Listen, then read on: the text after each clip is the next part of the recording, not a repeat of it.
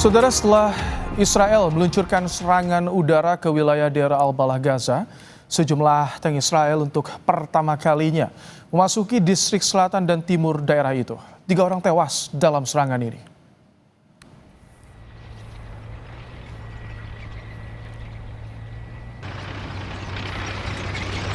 Militer Israel menduga area itu menjadi lokasi para sandera yang ditawan kelompok Hamas. Padahal Deir al-Balah dipenuhi warga Palestina yang mengungsi selama lebih dari 21 bulan sejak konflik berlangsung. Setelah Israel mengeluarkan perintah evakuasi, ratusan warga melarikan diri ke wilayah barat atau selatan.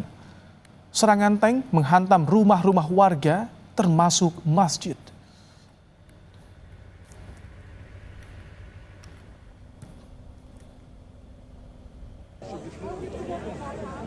Serangan Israel menghantam tenda-tenda warga di pengungsian Shati yang dibangun di tepi pantai di sisi barat kota Gaza. Menurut rumah sakit Shifa di kota itu, saudara, serangan menyebabkan 12 orang tewas. Korban tewas termasuk 3 perempuan dan 3 anak-anak. Sebanyak 38 warga Palestina lainnya terluka dalam serangan ini.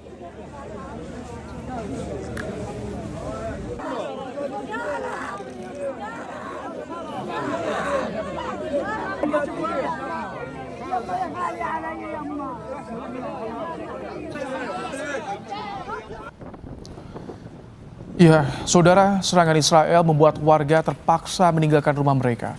Perintah evakuasi memutus akses antara kota pusat Deir al-Balah dengan kota Rafah dan Han Yunis. Warga mengatakan serangan tiba-tiba tersebut membuat warga kaget.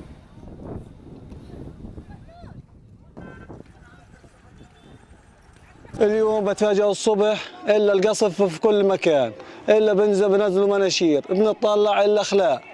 طب انت خان يونس كلها هياتها اخلاء، والمواصي ما فيها اي مكان اساسا تكفي لاهل خان يونس، ورفح كلها اخلاء، وانت الحين بتحدد نص الدير اخلاء.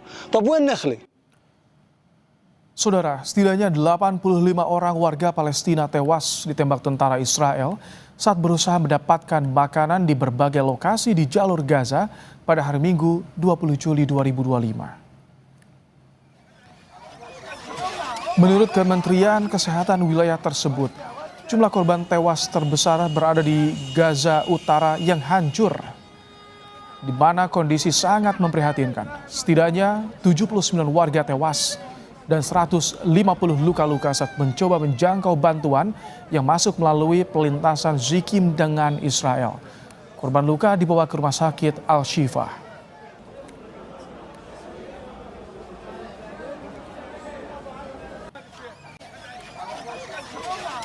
الآن أصبحت مستشفى الشفاء ممتلئة بالشهداء والمصابين.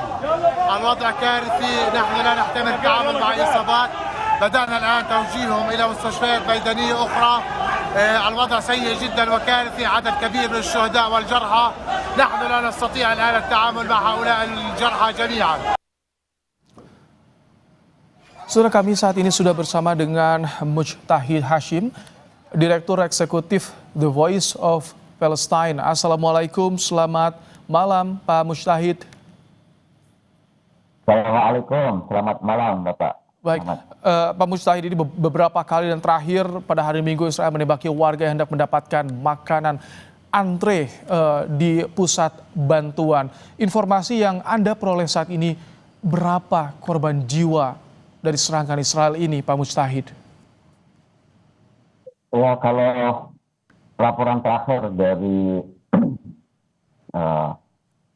yang dari ini ya, Jonathan Mister ya, dari kantor PBB yang mengurusin bantuan kemanusiaan itu ya sekitar 80 ya, 80, tapi kan itu bisa berkembang ya. Ada yang menyebutkan, bahkan ada media yang sudah menyebutkan juga 85 orang yang meninggal ketika mereka mengantri bantuan. Itu di hari Minggu saja atau dalam beberapa hari terakhir ketika antri bantuan jumlah 80 sampai 85 itu? Kalau menurut PBB ya, dari badan PBB yang mengurusi masalah refugees ya, dan orang-orang yang terpaksa pindah karena perang di Palestina ini. Dari mulai Mei 27 sampai Juli 21 ya, ini belum termasuk, mungkin belum termasuk yang terakhir-terakhir ini, itu sekitar 1054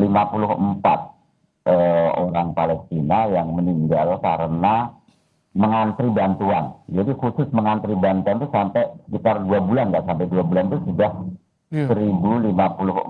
Dan data 288-nya itu mereka mengantri bahkan di dekat konvoi PBB sendiri gitu.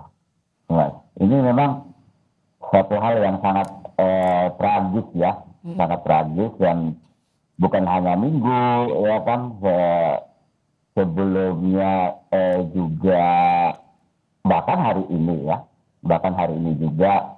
Kalau Kamis kemarin kan gereja dibom, gereja Katolik satu-satunya, kemudian Minggu, kemudian juga hari ini juga sudah terjadi lagi pembunuhan di daerah Israel ya, karena pada hari Minggu itu Israel itu menyebar pamflet ke pemukiman distrik Derbela yang meminta warga untuk mengungsi ya. Warga untuk mengungsi, dan warga dia bingung dia mau mengungsi kemana lagi kan, karena kan Israel itu kan kalau Netanyahu itu kan dia ingin membuat yang namanya humanitarian city, itu sebenarnya di daerah Malasikam yang dekat dengan coastal Gaza ya, di Gaza. Jadi kemana warga yang di Gaza Utara ketika diminta untuk mengungsi? Kemana lagi saat ini, mereka ada di mana? Kondisinya bagaimana, Pak?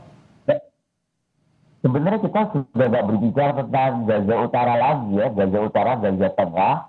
Sekarang ini kita berbicara di selatan sebenarnya.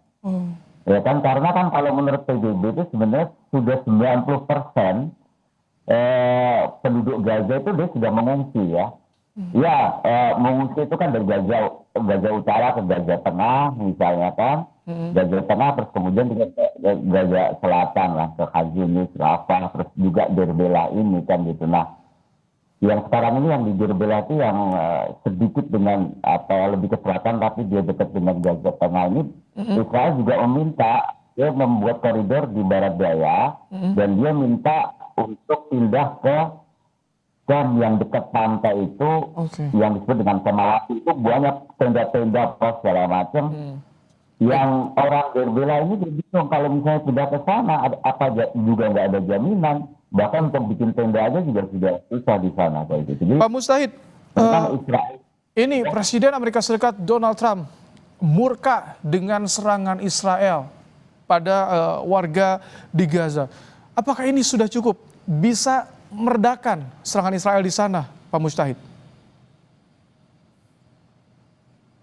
Ya, mungkin juga ya, karena mungkin tekanan dari Oslo yang ke-16 ini kan ketika serangan minggu kemarin, dan juga gereja itu kan dia marah, dan bahkan kan Menteri Luar Negeri Israel itu kan minta untuk investigasi dan melakukan permintaan maaf. Mungkin juga tekanan dari Roma ini, kepausaan Roma ini juga membuat mungkin Trump sedikit berbicara lembut ataupun mengkritik Israel, tapi yang kita lihat belum ada skema yang jelas untuk mengakhiri tragedi kemanusiaan ini. Yang ada itu justru di lapangan itu Chief Army-nya Israel itu dia memaksa warga yang ada di distrik Derbela ini dia pindah atau di situ dijadikan military zone, zona militer kan gitu. Baik, jadi sebetulnya soal gencatan senjata yang kemarin juga sempat disuarakan itu tidak terjadi di sana sampai saat ini. Gencatan senjata tidak terjadi. Kalau Israel kan bilang bahwasanya gencatan senjata, proses gencatan senjata ini terhenti karena Hamas kan gitu. Tapi sebenarnya kan juga enggak kan gitu. Karena kan Israel kan cuma minta berapa hari, 15, 20 hari. Nah, sedangkan Hamas itu, perlawanan yang di Gaza itu minta gencatan senjata yang permanen kayak gitu. Itu yang yang menyebabkan perbedaan antara keinginan Israel dan juga keinginan perlawanan yang ada di Palestina. Baik. Nah, kalau Israel tentunya kan menginginkan kan Hamas itu menyerah dan menyerahkan senjata. Ini yang saya pikir Baik. sulit untuk dilakukan oleh lawan yang di Gaza. Gitu. Baik, Pak Mujtahid Hasyim, Direktur Eksekutif The Voice of Palestine, terima kasih telah menyampaikan bagaimana kondisi di Gaza. Terima kasih, Pak Mujtahid. Terima kasih. Baik.